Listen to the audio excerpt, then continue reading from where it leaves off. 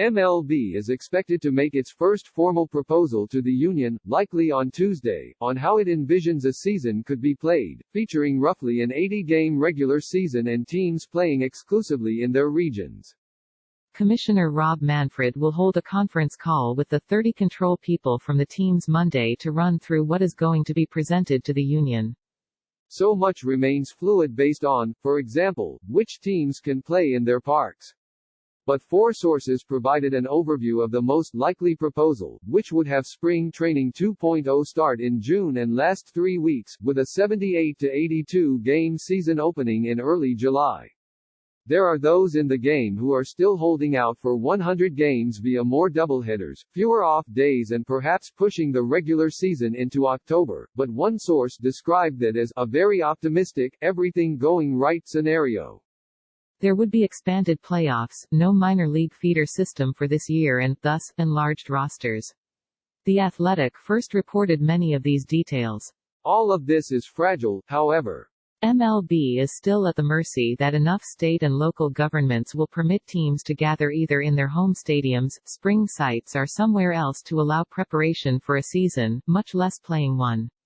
One source noted that Canada, for example, currently has a mandatory 14-day quarantine for anyone entering the country and, thus, Toronto would have to likely play its games in its spring home in Dunedin, Florida.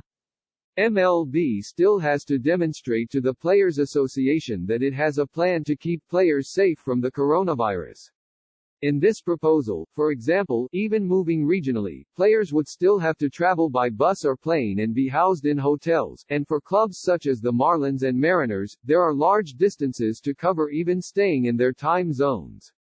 One way to minimize the travel, a source told the Post, is the potential to have series of as many as 6 games, allowing a team to complete its season series against a club in that park and not have to travel back to that same site.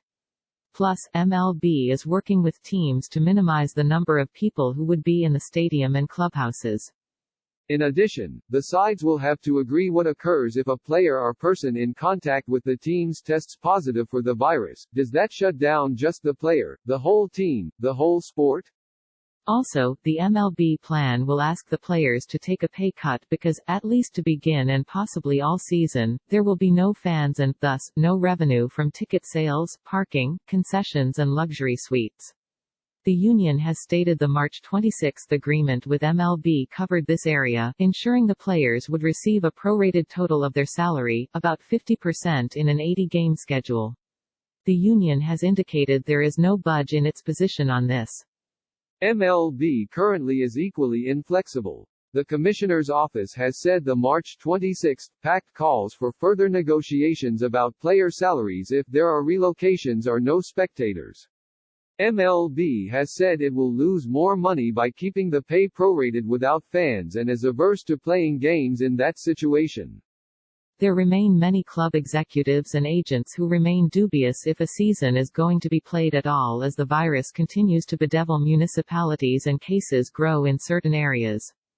Nevertheless, MLB has wanted to be optimistic and try to put together a plan in case it received the proper blessings to move forward because there are so many details that have to be negotiated and finalized that the clock would begin working against the league if it waited for green lights. And the fact MLB is now going to likely propose playing around half of the 162 games points to 2 issues, in particular. 1. If MLB has to move back the start of a season further than the beginning of July, it could theoretically have an 80-ish game season in August, September and October and push at least part of the playoffs into November and a neutral site. 2. There is worry about the virus bouncing back in the fall, and MLB would like to stick to a plan, if at all possible, to play the postseason in October. MLB receives the majority of its national TV revenue from the postseason. Many teams, especially with Florida spring bases, have indicated they would like to hold camps there because the facilities are more conducive to training. The heat in Arizona makes that trickier, and holding spring at home stadiums remains a possibility for many clubs. The regular season schedule is expected to be regionalized. So teams would play a lot of games against division foes and then, for example, the Mets would have additional games as nearby as possible, so likely against AL East foes such as the Yankees, Red Sox and Orioles. One source said this is really at the mercy of where teams are allowed to play and when. Without a minor league feeder system, clubs will have expanded rosters and a taxi squad that will keep training in case reinforcements are needed.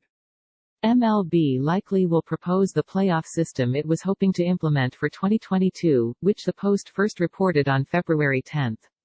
That would have the playoffs expand from 10 to 14 teams, allowing, among other items, first-round byes for the teams with the best record in each league, the other division winners and one wild card to pick their opponent, and a first round with best-of-3 series all played in the team with the best record's home stadium.